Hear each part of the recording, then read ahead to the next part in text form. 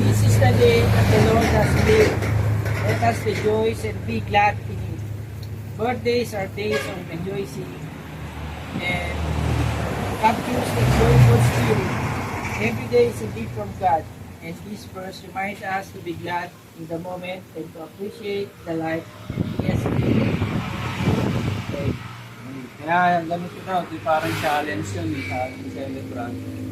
Una, magpasalamat palagi sa biyaya ng buhay, blessing niya niya everyday.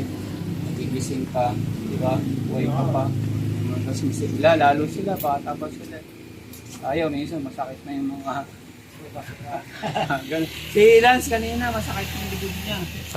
Kahit pa din. Bata pa niya. Oh, di ba? Kaya dapat, pasalamat pagka MJ. Ano yan, birthday. Si MJ yan ay blessing sa amin. Kasi yung sa Diwa, pinag-illustrate tayo sa seminar. Ano ang gusto mong maging after 5 years?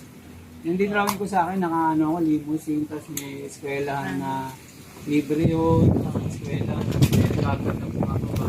Tapos ang nakasakay ko, 2 bata lang, babae at lalaki. Kaya ang ano ko no, magtanong lang ako ano kang babae sa lalaki, okay na yun. Eh, lumabas pa si MJ. Lumabas pa, di ba?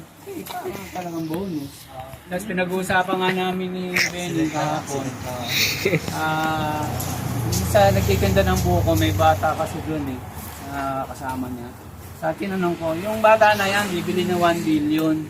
Pag bibili mo, pero hindi mo na makikita. Ay, hindi, magbubuko yun ha. Eh, bawa sila sa ito, ikaw, Spencer. Benta mo. Hindi, 2 naman anak mo, benta mo na isa. Di ba hindi? Kaya talagang blessing, kayamanan yung ano eh, yung may anak. Kasi, yan na magbibigay sa inyo ng allowance. Hindi, tayo naman, bigyan tayo, hindi. Okay lang sa atin yun. Ano, problema. Salamat sa rubber shoes, ha. Meron ako ano eh, advance. Di ba binigyan ako rubber? Thank you. Pray nga pa pala ako yung prayers talaga. Lord, salamat po sa magandang araw na to. Salamat po sa birthday ni MJ. Napagaling pagod ni si MJ sa amin na isang bonus. At yun, si MJ nakapag-celebrate at pangatlong araw na ngayon. Sobra. Salamat po kay Sarah at Benny. Take time para sa amin mag-celebrate. Ito po ay tutuwa. Sila, bagamat wala si Spencer, si Seiko, nandito naman sila. At kumpleto po kami ngayon. Mamaya nandito yung si Joe. Dalangin po namin, i-bless yung pagkain namin. Gawin niyo pong safe ang pag-uwi nila, Benny, sa kanila. Bigyan niyo ng skill si Benny at drive as usual.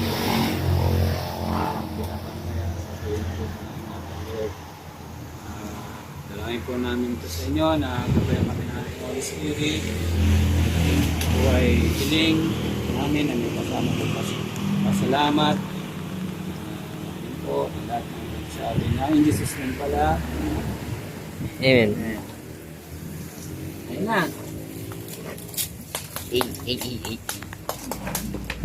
Abot mo ang